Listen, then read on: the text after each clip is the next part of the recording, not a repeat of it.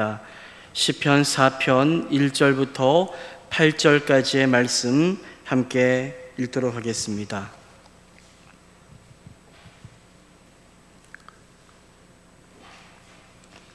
시편 4편입니다. 구약성경 806쪽 시편 4편 1절부터 8절까지의 말씀을 함께 보도록 하겠습니다.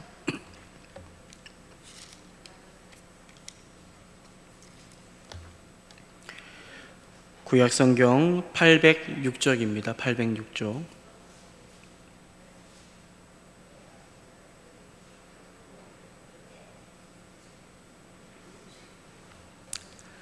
시편 4편 우리 다 찾을 줄 알고 1절부터 우리 8절까지 함께 읽도록 하겠습니다. 제가 먼저 1절 말씀을 읽습니다. 내 의의 하나님이여 내가 부를 때에 응답하소서. 곤란 중에 나를 너그럽게 하셨사오니 내게 은혜를 베푸사 나의 기도를 들으소서. 인생들아 어느 때까지 나의 영광을 바꾸어 욕되게 하며 헛된 일을 좋아하고 거짓을 구하려는가. 여호와께서 자기를 위하여 경건한 자를 택하신 줄 너희가 알지어다. 내가 그를 부를 때에 여호와께서 들으시리로다.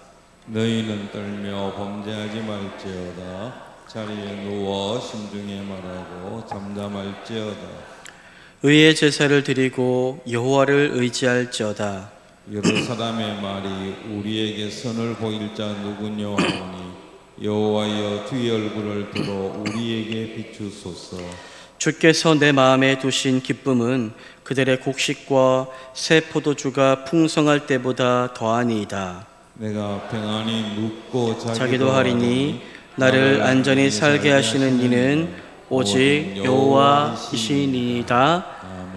아멘. 오늘 우리가 함께 시편 4편을 읽었습니다. 시편 4편은 저녁 찬양시로 불려지는 시편인데요.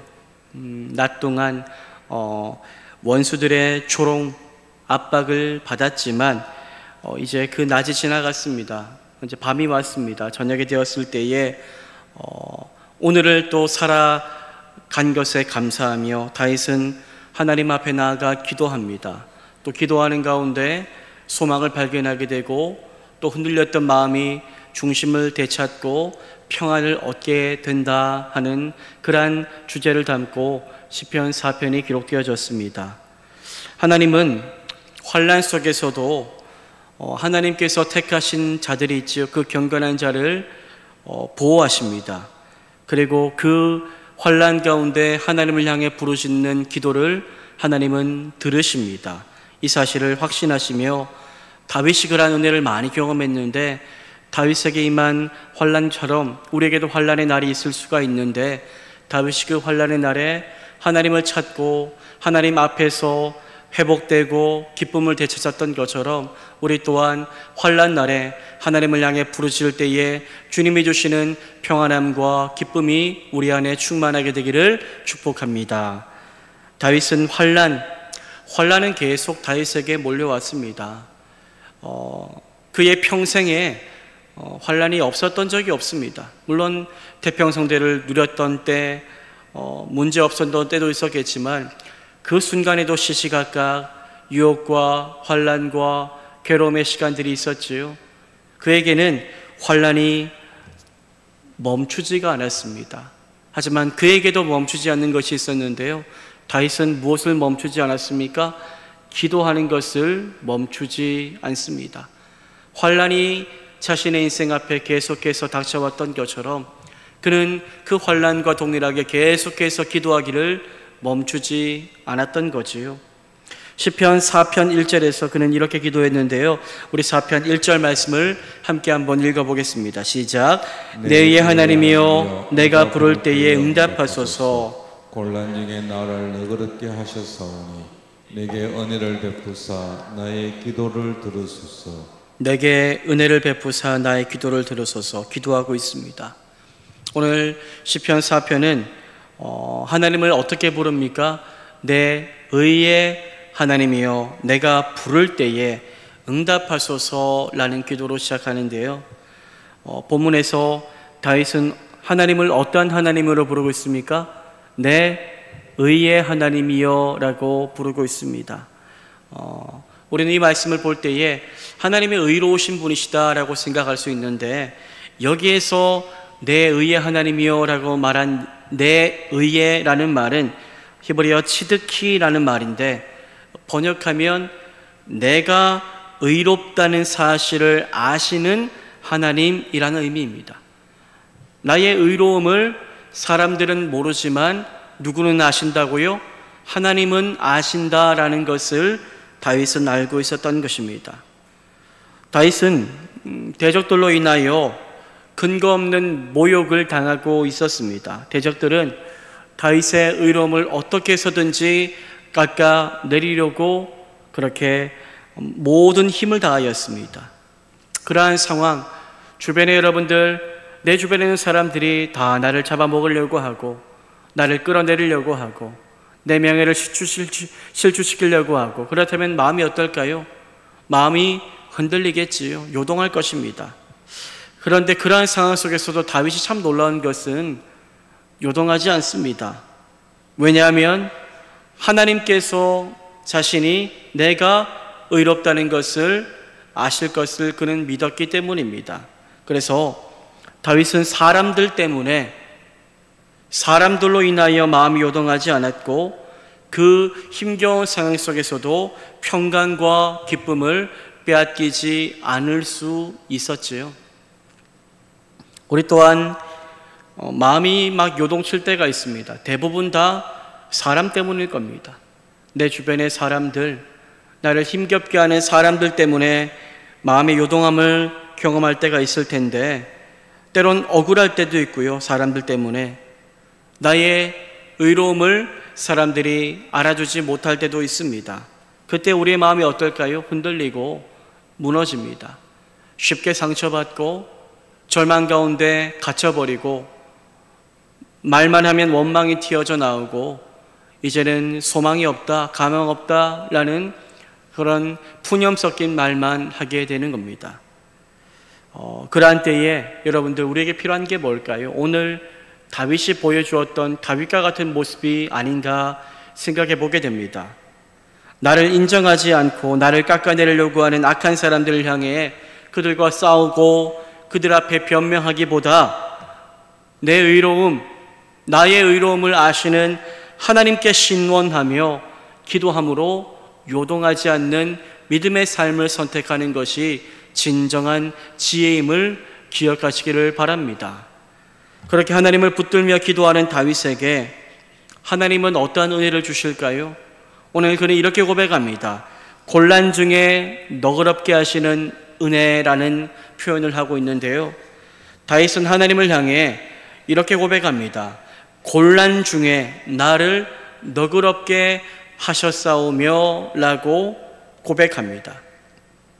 이전에 그런 경험을 했다는 거죠. 자신의 곤란 가운데 있을 때에 자신을 너그럽게 보호하시고 지켜주셨던 하나님의 은혜가 이전에 있었기에 오늘 그 하나님을 또 소망하며 그는 기도한다는 겁니다. 곤란 중에라는 말은 히브리 말로 빠차르라는 말인데, 그냥 곤란한 것이 아니라 몸을 조금도 움직일 수 없을 만큼 고통스러운 상황, 마음이 쉴 틈이 없는 겁니다. 마음이 너무나 답답해서 숨쉬기조차 어려운 상황을 말합니다. 이전에 다윗이 그러한 경험을 했었던 것 같습니다. 이전에, 지금은 압살롬의 그런 반역으로 말미암아 힘겨워하고 있지만, 이전에 다윗에게 찾아왔었던 사울의 추격, 사울의 압제로 말미암아 얼마나 고통스러웠습니까? 하지만 그때 그 고통 가운데 하나님은 다윗을 어떻게 보호하셨습니까? 너그럽게 대해주셨다라고 그는 고백합니다. 그때를 다윗은 기억하고 오늘 또 그러한 은혜를 부어달라고 기도하는 겁니다. 우리가 기도할 때 여러분들, 이전에 받았던 은혜를 생각하십시오. 오늘의 어려움이 너무나 무겁고 힘들지만 오늘 여러분들 가진 이 어려움을 이길 힘은 때론 기억에서 찾아옵니다. 내 인생 가운데 이전에 헤어날 수 없는 공경 속에서 나를 기적처럼 건져내어 주신 하나님을 기억하며 그 하나님이 오늘도 나와 함께 하신다면 오늘의 이 문제도 능히 해결될 것을 믿습니다 고백하며 하나님의 그 신실하심을 다시 한번 붙잡고 기도할 수 있는 우리 모두가 되기를 소망합니다. 여기서 너그럽게 하다라는 의미로 번역된 히브하브타라는 말은 여러분들 공간을 넓힌다라는 의미를 갖고 있습니다. 오문을 번역하면은 하나님 당신이 나를 위하여 공간을 넓혀 주셨었지요 라는 의미입니다. 이러한 표현은 고난 때문에 옥죄이고 있는 현실 가운데서도 하나님이 함께 하심으로 마음의 여유가 없었는데 마음의 여유를 허락해 주셨고 마음에 정말로 갇힘이 있었는데 자유함을 하나님께서 허락해 주셨었다라는 것을 말하는 것입니다. 대적들에 의해서 숨을 쉴 수도 없을 정도로 입지가 좁아졌던 다윗에게 하나님이 은혜를 베풀어 주셔서 그에게 그의 지경을 넓혀 주셨다는 것입니다. 안도하며 다시 큰 숨을 쉴 수 있도록 하나님께서 은혜 베풀어 주셨음을 그는 기억하고 생각하고 있는 거지요.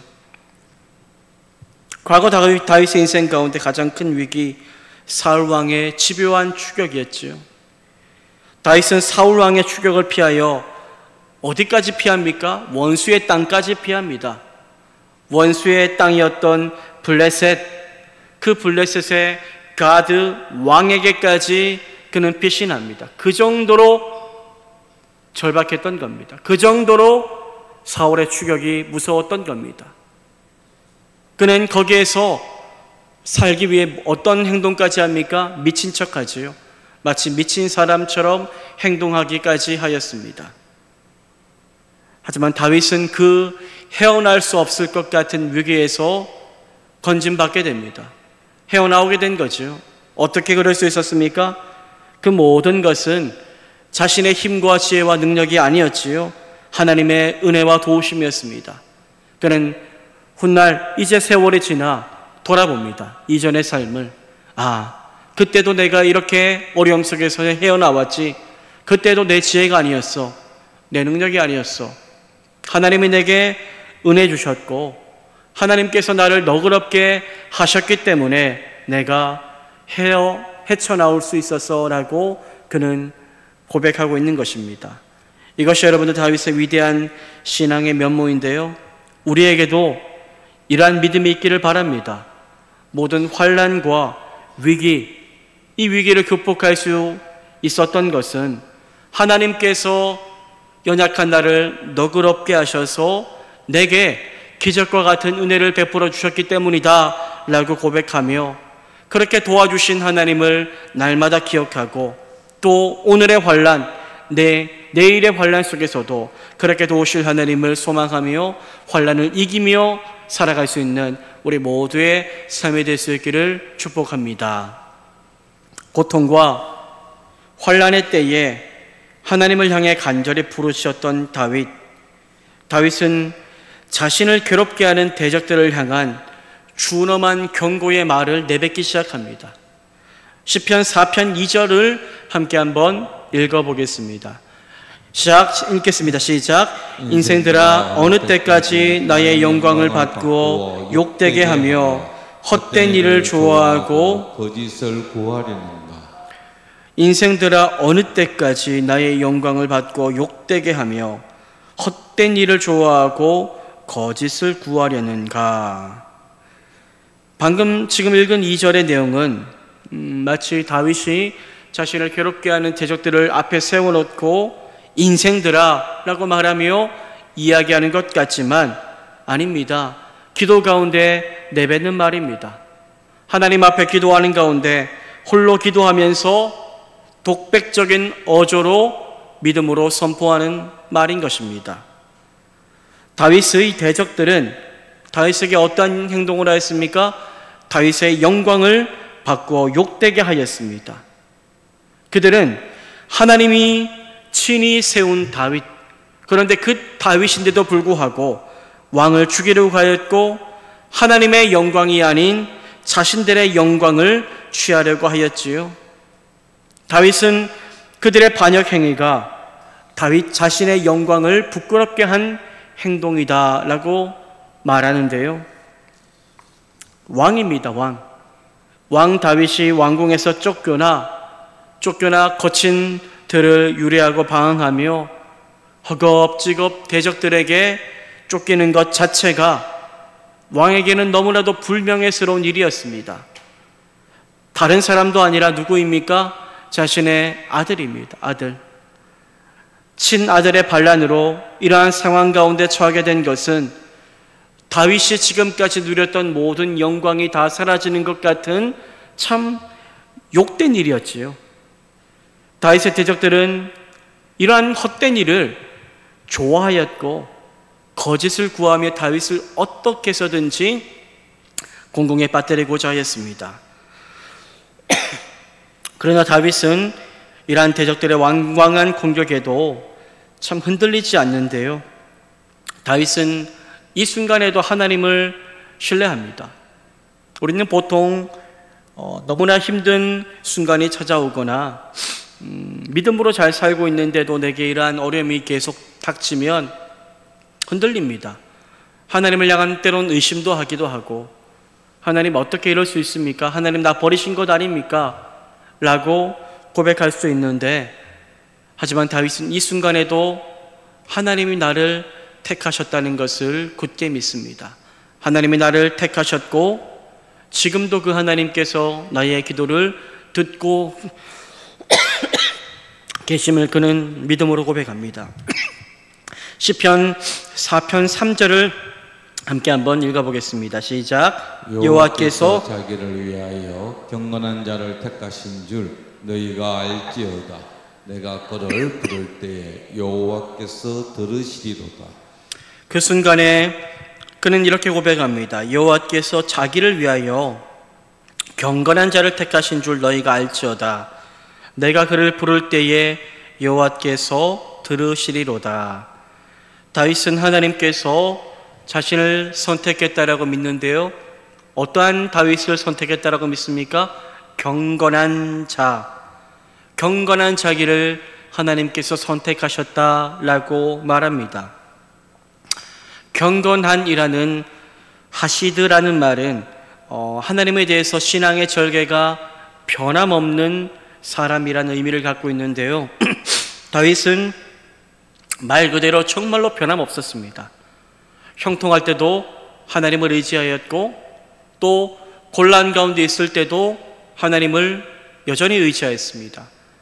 다윗은 말 그대로 정말로 경건한 자, 변함없는 자, 충성된 자로 하나님 앞에 서 있었던 것입니다. 그렇기에 그는 경건한 자신의 기도를 하나님께서 들어주실 것을 확신하며 기도의 자리에 나아가고 있습니다. 다윗은 대적들의 공격과 모함 앞에 요동하지 않습니다. 그리고 똑같이 그들처럼 힘으로 대응하려고도 하지 않습니다. 다윗은 그저 기도하며 하나님 앞에 도움을 구하였습니다. 이것이 여러분들 다윗이 대적들과 싸우는 방식이었지요. 다윗은 눈에는 눈, 이에는 이로 대응하지 않았고 곤란한 상황들이 찾아올 때마다 원수 갚는 것이 내게 있지 않음을 알고 하나님께 모든 것을 맡기며 하나님께 모든 신원함을 맡기며 그저 기도하며 하나님의 공의가 저 악한 자들 위에 임할 수 있도록 은혜를 구하며 기도할 뿐이었습니다. 도리어 다윗은 자신의 곁에 있던 사람들에게도 이렇게 말하는데요. 다윗은 옆에 있는 사람들에게 우리는 달라야 된다. 저들처럼 악을 품고 범죄해서는 안 된다라고 말합니다. 시편 4편 4절과 5절도 함께 한번 읽어보겠습니다. 읽겠습니다. 시작. 너희는 떨며 범죄하지 말지어다. 자리에 누워 심중에 머물고 잠잠할지어다. 의의 제사를 드리고 여호와를 4절과 5절은 사실 여러분들 해석하기 조금 난해한 본문인데요. 본절에 너희는 떨며 범죄하지 말지어다 라고 말씀하고 있는데 여기서 나오는 너희는 너희가 누구를 가리키는가라는 것에 대해서 다양한 해석이 있습니다.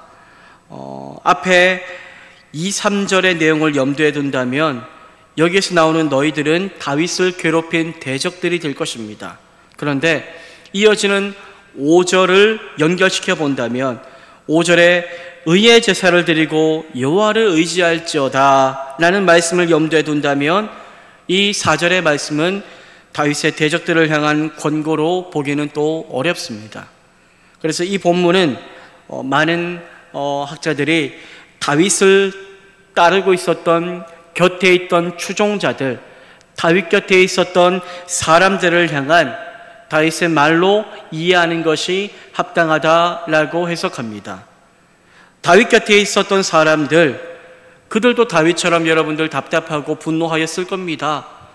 다윗을 정말로 억울하게 모함하려고 하고 다윗을 해하려고 하는 대적들의 모습을 바라보며 옆에 있었던 사람들도 마음의 분노가 일어났을 것입니다. 어떻게 저렇게 한순간에 배신자가 될 수 있지? 라는 생각들도 하였겠지요. 그래서 옆에 있었던 사람들은 대적들을 쳐서 죽이고 싶은 마음이 굴뚝 같았을 것입니다. 그때 다윗은 그들에게 말합니다. 너희들이 분이 나는 것은 어쩔 수 없지만 그래도 마음을 잘 다스려서 저들과 똑같이 범죄하는 일은 일어나서는 안 된다라고 말합니다. 자리에 누워서 사람 앞에서 말하지 말고 심중에 말하고, 내 마음속에 말하라는 것입니다. 심중에 말하고 잠잠하라 라고 말합니다. 다윗이 마음을 잘 다스려서 절대로 분노하거나 범죄함으로 연결시키지 말라는 다윗의 이야기인 거지요. 다윗은 분노하는 자신의 추종자들을 향해서 도리어 자신이 제일 분노함이 마땅함에도 불구하고 그들을 향해 분노를 내려놓고 무엇을 하라고 말합니까? 의의 제사를 하나님께 드리고 끝까지 여호와 하나님만을 너희가 의지하라 라고 말합니다. 괴로움의 시간, 억울함의 시간, 분노의 시간이 다윗에게 찾아왔지요. 하지만 다윗은 그 시간을 죄로 물들이지 않습니다. 죄를 범하지 않고 도리어 하나님 앞에 그 모든 어려움을 가지고 나아가 기도함으로 하나님과의 깊은 관계를 누리며 그 시간 속에서 하나님이 주시는 능력을 신뢰하고 은혜를 바라보는 귀한 은혜의 시간으로 그는 삼습니다. 그렇게 하나님 앞에 나아가 여호와를 의지하고 기도할 때에 어둠과 같은 현실과 어둠과 같은 우리의 마음이 하나님이 비춰주시는 환한 빛으로 인하여 환하게 빛나게 될 것이다 라고 다윗은 고백합니다. 시편 4편 6절인데요. 우리 6절 말씀 다윗이 어떻게 고백했는지 함께 우리 읽어보기를 원합니다. 읽겠습니다. 시작. 여러 사람의 말이 우리에게 선을 보일 자 누구니요 하오니 여호와여 주의 얼굴을 들어 우리에게 비추소서. 수많은 사람들이 다윗이 처한 상황들을 바라보며 안타까워합니다. 사람들이 이렇게 말하지요. 우리에게 선을 보일 자 누구뇨? 지금 네가 이렇게 그 사람들을 대적하지 않고 이렇게 피해 다니며 기도하는 것이 합당하냐 이 말입니다. 우리에게 이 상황 가운데 누가 선을 보여주겠느냐라고 말하는 거지요. 하지만 그때 다윗은 무엇이라고 고백합니까? 여호와여 주의 얼굴을 들어 우리에게 비추소서라고 그는 고백하며 하나님이 이 어두운 현실을 환한 하나님의 빛으로 비춰주실 것을 그는 끝까지 신뢰하며 나아가고 있습니다. 실제로 다윗은 기도하는 가운데 그러한 빛 대신 하나님을 만난 것 같습니다. 기도 가운데 하나님의 임재 안으로 들어가지요. 그 임재 안에서 다윗은 모든 고통과 환난과 괴로움과 신음을 다 내려놓고 아직 아무것도 해결되지 않았는데도 불구하고 그의 기도에 자신이 맛보아 누린 기쁨이 있었다라고 그는 고백하는데요. 어떤 기쁨입니까? 시편 4편 7절을 함께 한번 읽어봅니다. 시작. 주께서 내 마음에 두신 기쁨은 그들의 곡식과 새 포도주가 풍성할 때보다 더하니이다. 지금 이 순간 다윗은 기쁨을 말할 처지가 아닙니다. 그의 기도는 곤란함으로 시작하였고 괴로움으로 시작하였는데 아직 아무것도 변하지 않은 상황 가운데 있지만 그는 무엇을 말하고 있습니까? 기쁨을 말하고 있음을 보게 됩니다. 주께서 내 마음에 두신 기쁨은, 주님께서 다윗의 이 혼란스러운 마음에 무엇을 주셨다고요? 기쁨을 주셨다라고 말하고 있는 겁니다. 어떤 기쁨입니까? 그냥 작은 기쁨이 아니라 곡식과 새 포도주가 풍성할 때보다 더한 기쁨이 내게 임하였다라고 다윗은 고백합니다. 여러분, 다윗은요, 세상에서 얻을 수 없는 기쁨을 어디에서 얻습니까? 기도 가운데서 하나님의 임재 안에서 경험한 것입니다. 그 기도는 참 놀랍게도 형통할 때 얻었던 기쁨이 아니라 고난, 슬픔, 괴로움, 억울함 속에서의 기도할 때 얻는 기쁨이었습니다. 하나님의 은혜의 빛은 모든 환난을, 두려움을 이기게 하는 능력이 되어 다윗 안에 찾아온 것이지요.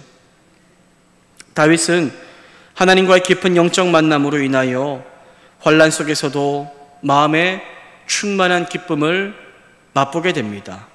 이처럼 여러분들, 하나님이 주시는 기쁨은 어떤 외적인 환경적인 변화에 의한 기쁨을 초월하는, 그 모든 어려움에도 불구하고 우리 안에 모든 불가능한 상황을 압도하는 하나님이 주시는 영원한 기쁨인 줄 믿으시기를 바랍니다.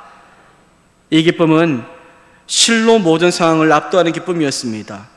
추수 때의 풍성함을 누리는 데서 오는 기쁨과도 비교할 수 없는 기쁨입니다.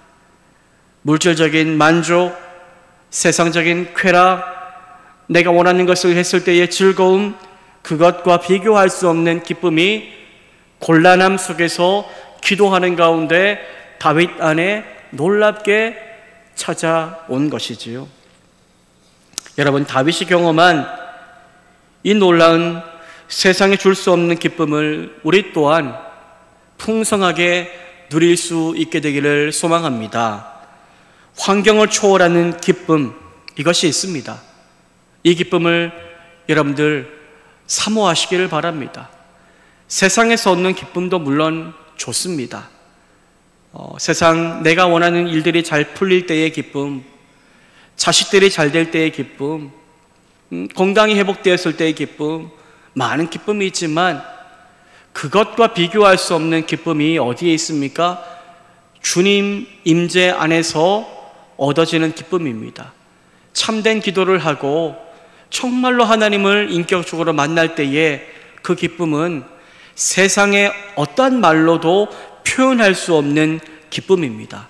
그 기쁨을 사모하시며, 그 기쁨은 그런데 참 역설적이게도 모든 상황을 초월한 정말로 고난 가운데서 누릴 수 있는 기쁨인 줄 믿고 하나님 앞에 정말로 가까이 나아가 세상과 나는 간 곳 없고 구속한 주만 보이도다, 이 고백의 기쁨을 우리가 누릴 수 있게 되기를 축복합니다.